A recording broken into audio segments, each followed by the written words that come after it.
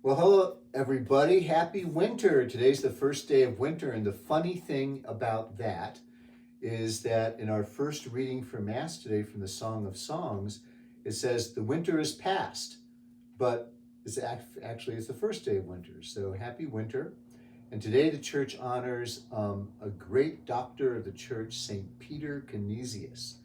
He is called the second apostle of Germany.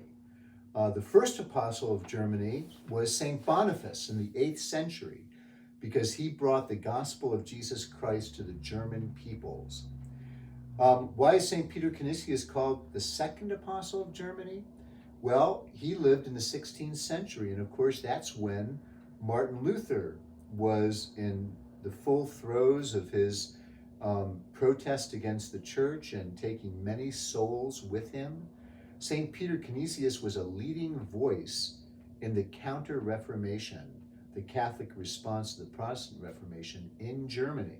So much so that many people who left the church came back, and many people were prevented from leaving the church because of St. Peter Canisius. He was a Dutch Jesuit missionary and catechist, and he organized the German Jesuit province and founded several colleges. But, his teaching really emphasized that we've got to be involved in the public worship of the church, and we also need to have our personal, private prayer life as well.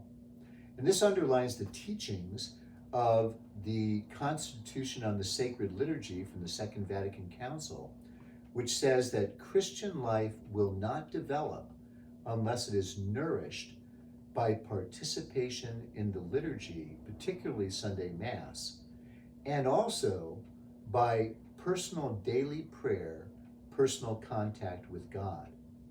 So in the midst of the thousands of activities and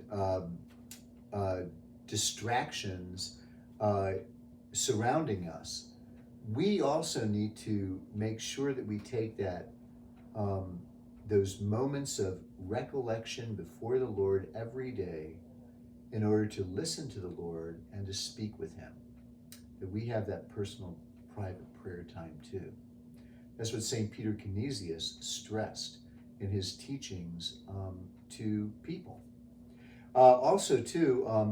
St. Peter Canisius said that the apostolic ministry is effective and produces the fruits of salvation in hearts, only if the preacher is a personal witness of Jesus and an instrument at his disposal, bound closely to Jesus by faith in his gospels and in his church, and also by a morally consistent life and by prayer as ceaseless as love.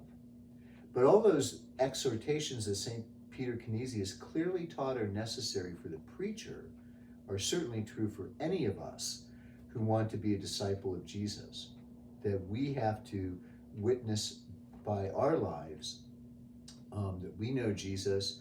We need to be instruments at his disposal, bound to him by faith in the Gospels and in his church, and also leading a morally consistent life and a life of prayer.